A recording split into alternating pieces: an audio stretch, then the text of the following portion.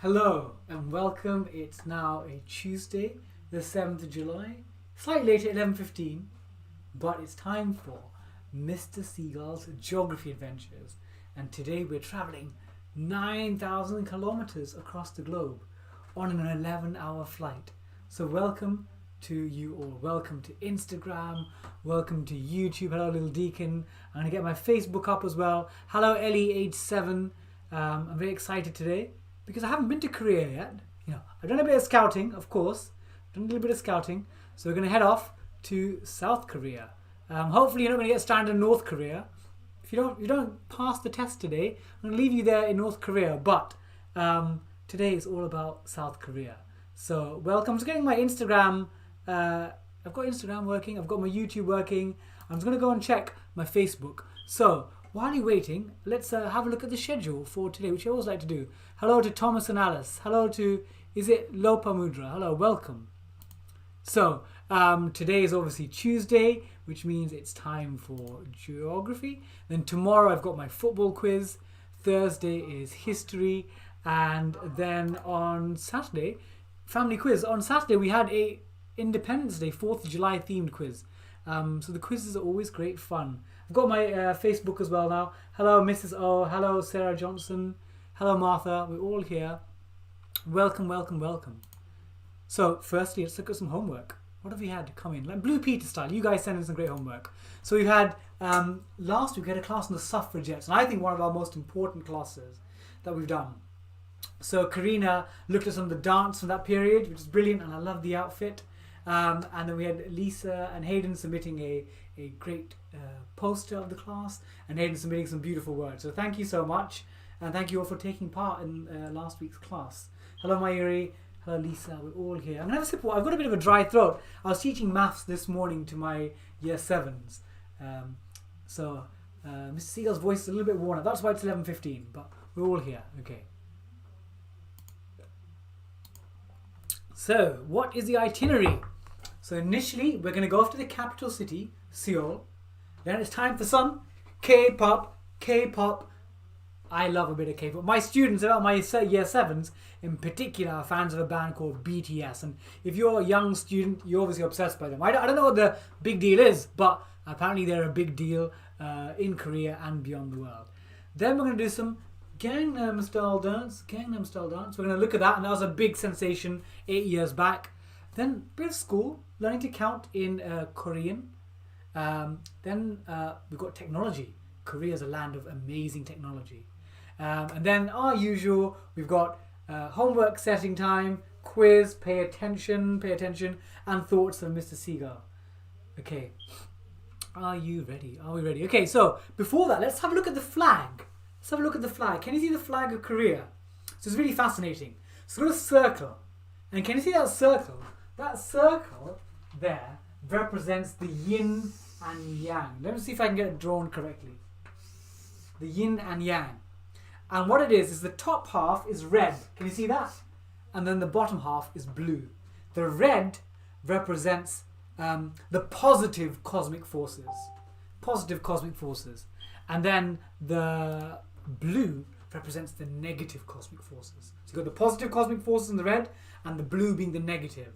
And it's almost like the universe is in balance because you've got the positives. As a maths teacher, I love this. The positives equaling the negatives, which gives you a balance of 0. There we go. And then if you look, can you see the little lines on either side? Almost like satellites. Well, they are called trigrams. Trigrams. Trigrams. And they are about harmony and movement.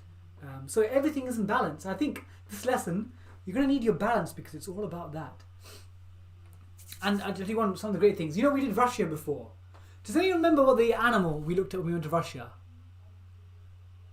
It was the Siberian tiger. The Siberian tiger. Do you remember that? Well, the Siberian tiger is the national animal of South Korea. So, we know all about the Siberian tiger. And do you know what it is? 2/3 of the country, about 64%, it's about close to 2/3. 2/3 of South Korea is covered in forest. So because of that, it's a great place for Siberian tigers. But we're going to be staying away from the forest. We're going to be going to the main city, so don't panic too much. Okay, so let's look at our journey. You know, we're going to get on board. I'm spending so much money on you guys. Hayden, Oscar, Martha, Mayuri, Liz. Because the number of flights I'm taking, I'm going to go bust. I'm going to go bust. So we're going to go on a flight today. Got my bag. You got your bags packed. You got your passport. Return flight only if you're good. So we're going to be flying 9,000 kilometers across the world in an 11-hour journey.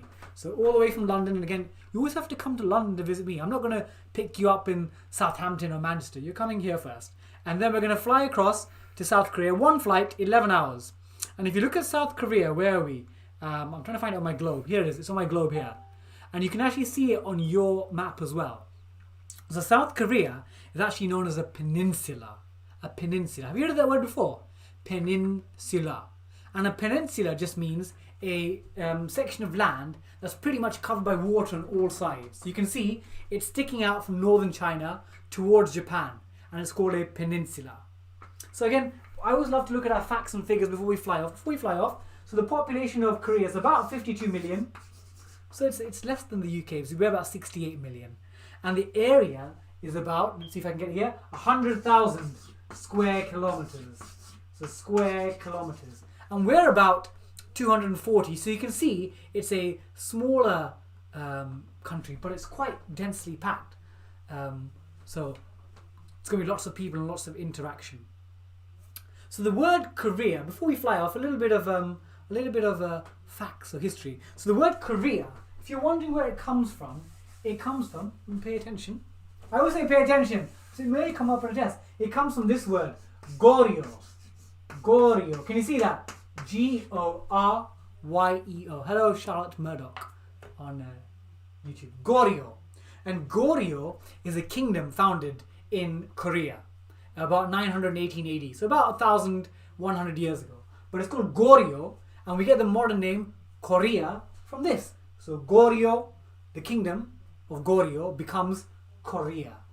And interestingly, Korea, there have been alternate spellings. Some begin with C, C-O-R-E-A, and the one we know, K-O-R-E-A. And this is a bit of an urban myth, but some people think that the Japanese made them use the K rather than the C because they wanted to be ahead of them in the alphabet. That could be a bit of an urban myth, but an interesting one. So Goryeo is the name of the ancient kingdom. So before we go into Korea, you know, I call it Korea, but we're actually heading to South Korea. So there was like the kingdom of Korea, as it were, but there was we had World War II happening, and North Korea and South Korea were split. So the northern part, as it were, the USSR, the Soviet Union, the Russians essentially took over that, and the southern part, the US, America, had not control, but they heavily influenced that. So with North Korea, the Democratic People's Republic of Korea. You know, when you think of Kim Jong-un, Kim Jong-il, the communist country, that's the north part. And the southern part is US influence. And between 1950 to 1953, there was a war, there was a battle between the north and south, and it wasn't very pleasant. And again, these are all Koreans, these are the same people, the same race as it were. Of course, we're the human race, but the Koreans were one group of people. They had a battle between 1950 to 1953, the Korean War. And after that, they decided in between North Korea and South Korea to put something called the Demilitarized Zone, DMZ. And essentially there's a long slither of land, about 4 kilometers wide or long, but about 250 kilometers across the country. And that was essentially an area called the Demilitarized Zone, where they couldn't do anything. And the military were not allowed to be involved. So we're going to go over. Are you ready? Are you ready for... Okay, I'm going to get on board. Come on. I haven't got time to wait for you all. Come on YouTube, come on Instagram, come on Facebook. Let's pop on board. We're all on? Okay? It's going to be an 11-hour flight. Okay, I'll see you at the end. There we are, 11 hours done. Welcome. We are now in South Korea. I hope none of you ended up in Pyongyang, North Korea. It's fine. It's intriguing, but it's not where I want to go to. So we are in South Korea. And in fact, We're in the northern part of the country. We're in Seoul. Welcome to the capital. Welcome to the capital. I'm checking my phone, and you'll see later on, I've got amazing technology speed. Look at that. I can watch the latest videos, and I can watch multiple things here because the technology speeds are amazing. We'll come to that later. So we're in Seoul, and if you're looking around this place, the technology, the architecture, it's a very modern country. But it wasn't always that way. So if you look at this country here, at Seoul, the population of the main bit's about 10 million, the main part. But the metropolitan part, it extends to about 25 million. So nearly half the country live in the extended metropolitan part of Seoul. But do you know what? We're in 2020. But had you arrived in South Korea in 1960, you'd have found it was quite a poor country. It was really underdeveloped. So in the 1960s, again, with the support of America, they started developing. So from the 1960s to the 1990s. And 4 countries, so we have Hong Kong, I put HK, Singapore, I put just Singapore, and we have Taiwan, and obviously we have South Korea, I put SK, led by South Korea. These were called the 4 Asian Tigers. Not Siberian, just 4 Asian Tigers, led by South Korea. So from the 1960s to the 1990s, these countries were undergoing significant development. And Korea, Seoul, led the way. And if you're looking at the geography of Seoul, it sits on the river Han, the Han River. So you've always got like north of the river Han and south of the river Han. But the place that's particularly impressive, I think, it's the recently built, the we call it the Lot World Tower. And it's about 550 meters high. And do you know what? It's actually nearly double the size of the Shard. And the Shard is huge in London, but this is nearly twice the height. So much so, it's the 5th tallest building in the world. And I'll tell you how cool this building is, the Lotte Tower. It's cool enough, it's got probably the largest indoor theme park. I love theme parks. Again, I know we're under lockdown, but theme parks are opening up. I can't wait to go back to Chessington, Alton Towers. Alton Towers will come up later today. It has the fastest double-decker elevator, about 10 meters per second. Imagine going up and down. It also has an artificial island inside. So this Lotte World Tower is really an impressive piece on the Seoul skyline. So I know someone, I think Martha commented that the Seoul Olympics. Actually, what demonstrated that South Korea is really advanced were 2 events, I would say. One is the 1988 Olympic Games in Seoul. And secondly, the 2002 Football World Cup. So it's called the FIFA World Cup, but it was hosted with Japan. So Japan and South Korea jointly hosting the World Cup. And I'll tell you one thing about the 1988 Seoul. So if you look this up on YouTube, it's not very, it's a bit grim. I think it's in 1988 for the Olympics ceremonies, often they'd release pigeons in the opening ceremony because it represents peace, as does the white in the flag. But what happened in Seoul is they released the pigeons, and then the poor pigeons, they all stood on the edge of the Olympic torch, and just before they were about to set the flame, and then they set the flame on. Poor doves. The doves got cooked. And again, if you're into that sort of thing, have a look on YouTube. You can find it. Doves, fire, South Korea, Olympics. Poor doves. And since then, I don't think they've released doves at the opening ceremony of the games because they all perched on the torch. Anyway, that's a really intriguing but sad story of the peace doves of the 1988 Seoul Olympics. Okay, so we're in the capital now. And one thing, if you're wandering around, if you've got some headphones on, you're going to listen to some K-pop. Let's have a look at what this is. Let me get this up. Gangnam Style.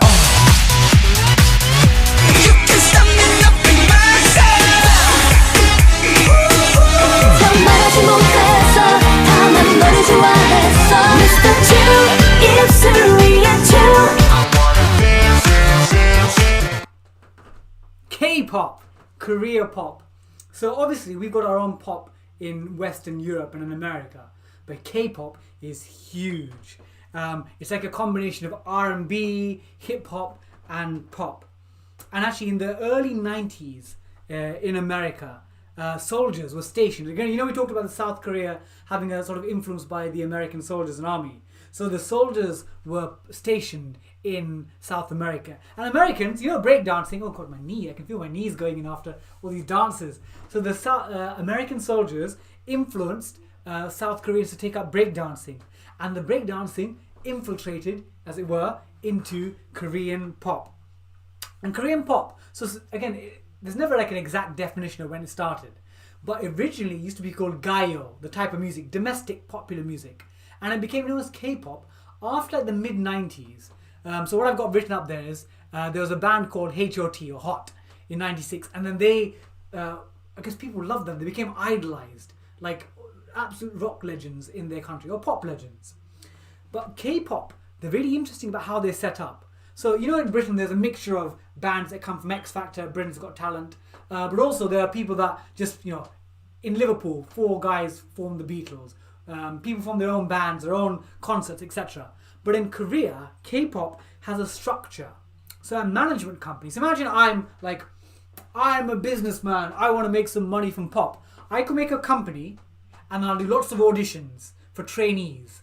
And I'll select them, I'll inspect them all. Okay, are you good at dancing, good at singing? Are you good at, talking a good game? You have a nice hairstyle. I'll do all those assessments. And then I'll get people into a group. And I'll spend up to $3 million. Can you believe it? $3 million training these people. So it's an investment of a business. And of these, in Korea, roughly South Korea, there's about 100 of these K-pop bands formed every single year. But of the 100, only about 5%. So there's hundreds of groups. Let's say 100, let's say 200, 300. Only 5% of them, so 1 in every 20, actually succeed. And interestingly, imagine I invested in this band, this Korean band. They only start making money for themselves once they've paid back the loan. It's not a loan, but imagine I invested $3 million in your training to develop your dancing skills, your singing skills, your acting skills, your media skills. Once you've earned that all back, then you start earning your own money. So it's very much a big business. And again, my students in my school, they're obsessed by a band called BTS. Have you heard of BTS? Yeah, they're massive in Korea and in fact the world.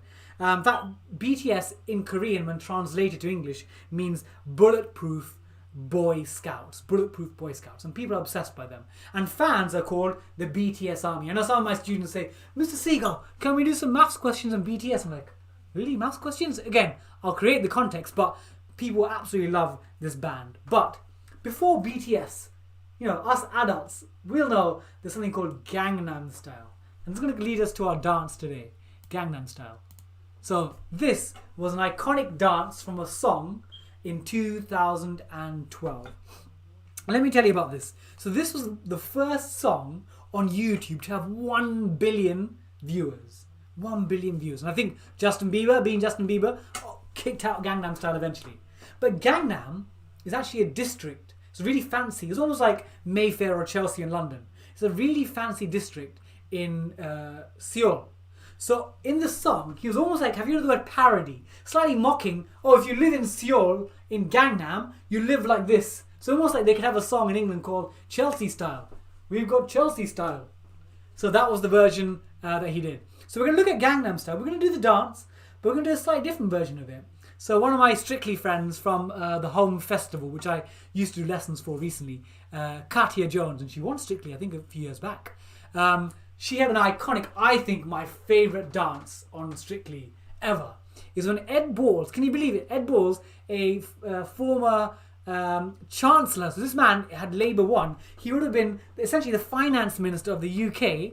He went on Strictly, has become now a television presenter, but he did the Gangnam Style dance. So we're gonna do Gangnam, but we're gonna do the Strictly version of it. So are you ready? You know what? My knees, I'm getting old. My knees are starting to hurt from all these classes, the flicks and kicks. I have no idea if I ever get the chance to do Strictly how I'll handle it, because it's a lot of effort, it's a lot of exercise. Okay, so I'm going to put my blue jacket on. That's what Ed Balls is wearing. Are you ready for your... I'm going to put some glasses on. That's what Psy, P-S-Y, he wears. Look at that. Are you ready? Going to have a sip of water. And are you ready for your dance? Are you ready? So this is very cool. I'm excited by this dance. Very excited, very excited. here we go. Let's get ready. Gangnam Style. Gangnam Style. Whoop, whoop, whoop, whoop. Gangnam Style. Gangnam Style. Whoop, whoop, whoop, whoop, whoop. Gangnam Style. Hey, sexy lady. Whoop, whoop, whoop, whoop. Gangnam Style. Hey, sexy lady. Whoop, whoop, whoop, whoop. Gangnam Style. I know, Charleston apparently going to need, so we'll do this. How cool is this dance, isn't it? Gangnam Style. It's a slightly different version to the one that side in but Gangnam Style.